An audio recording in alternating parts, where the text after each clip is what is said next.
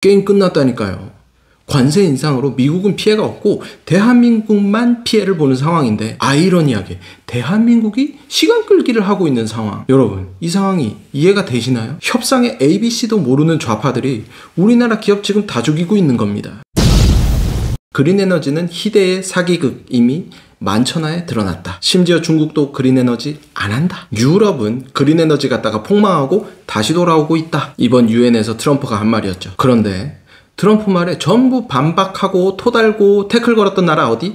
대한민국. 전 세계가 그린에너지 갔다가 폭망하고 다시 백도하고 있는데 시대의 흐름을 역행하고 그린에너지 해야 된다라고 떠들었죠. 어디? 대한민국이. 정확히 미국에 반하는 겁니다. 한국과 일본은 지금까지 미국의 둘도 없는 동맹국으로서 보호받으면서 안전하게 살아왔죠. 솔직히 미국하고 동맹에서 꿀빤 건 한국이잖아요. 그런데 이제 미국은 그러지 않겠다라는 겁니다. 각자 도생의 시대. 아니, 지금까지 대한민국이라는 작은 나라를 위해 자기네들 젊은이들 목숨 바쳐서 이 나라를 도와줬었는데, 이제 와서 하는 소리가 안 보는 미국, 경제는 중국, 우리는 실용외교 자주국방임, 미국 너네가 우리 공산화 때문에 도와줬지 뭐 다른 이유 있어? 라고 나오니까 미국 입장으로서는 어이가 없는 겁니다. 따라서 대한민국 좌파 정부는 신뢰할 수 없고 믿을 수 없다. 그러니까 대한민국과 미국 그간의 관계를 전부 뒤로하고 앞으로는 힘의 논리대로 다이다이로 협상하겠다라는 얘기입니다. 뭔 말이냐? 미국도 실용외교 하겠다라는 거예요. 그러면 지금까지의 신뢰는 리셋이다 라고 보시면 됩니다. 비유하자면 액면가 그대로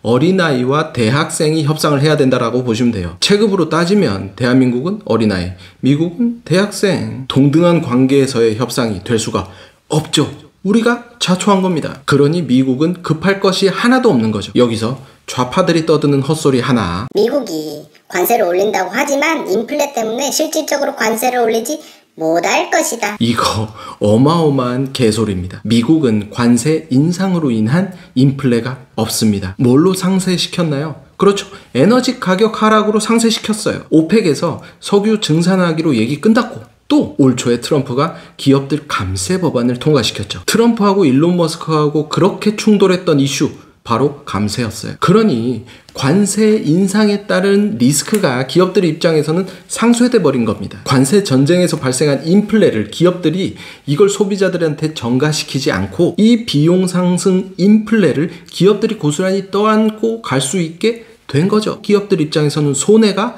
아니니까 인건비를 감축해서 기업들이 손해보는 부분을 상쇄시켜버리는 겁니다. 쉽게 말해 관세 여파를 기업들이 소비자들한테 전가시키지 않는 제도적 장치를 이미 마련해 놓았다. 그러니 미국은 우리한테 관세 25%, 50% 때리는 게 전혀 부담이 아닌 겁니다. 그럼 누구만 죽나요?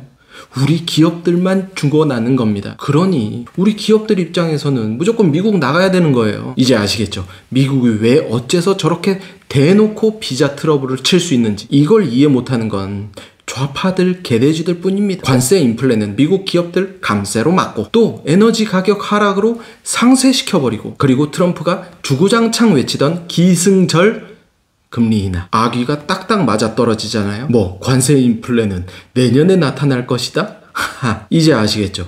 개소리라니까요.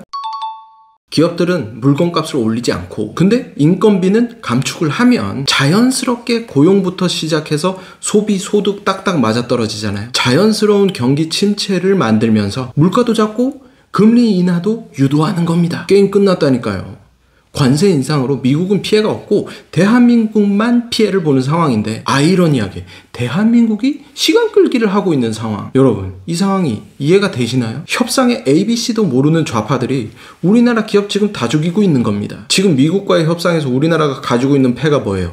조선, 반도체, 원전, 이 핵심 기술을 가지고 충분히 유리한 협상을 이끌어낼 수 있었습니다. 따라서 시간 끌기 할 게 아니라 무조건 일본보다 먼저 협상을 마쳤어야 됐습니다. 왜? 일본은 협상 카드가 없는 상황에서 무조건 미국에 투자하는 초강수를 두면서 관세를 낮춰야만 했으니까요. 불리한 협상이죠. 그런데 일본이 이렇게 불리한 협상을 해버리고 나니 우리 또한 일본이 이렇게 불리하게 해놓은 그대로 툴 그대로 따라갈 수밖에 없게 되어버린 거예요. 왜? 당장에 미국이 일본은 이만큼 투자했는데 너네는 얼마 투자할 건데 이렇게 나왔으니까. 그러니까 윤통이 관세 0%로 조선, 반도체 원전, 이 핵심 기술들로 협상을 하고 있었는데 좌파 니네가 못하게 막았잖아요. 그리고 시간만 질질 끌었고 미국은 인플레 두려워서 관세 못 올릴 것이다 이지랄 하면서요. 그리고 3,500불 우리나라 돈으로 500조 그거 미국이 하라 그랬습니까? 아니죠. 우리가 투자하겠다라고 한 거죠. 그래놓고 시간